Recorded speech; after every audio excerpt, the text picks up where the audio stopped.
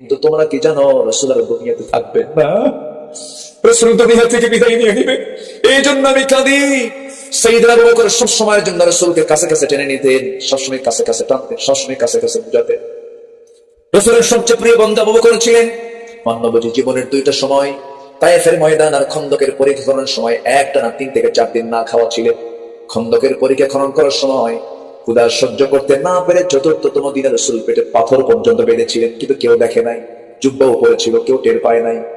সব সাহাবী কোদাল দিয়ে খনন করছেন, কিন্তু কেউ এটা লক্ষ্য করেন নাই। নবীজির মুখটা তো হাসি মাখা ছিল সব সময়ের জন্য, কিন্তু খুব কাছ থেকে একজন লক্ষ্য করে দেখে হাউমাউ করে কেঁদে ফেললেন, হুজুর আমি সহ্য করতে পারলাম না, আপনার পেটে পাথর বেঁধেছে।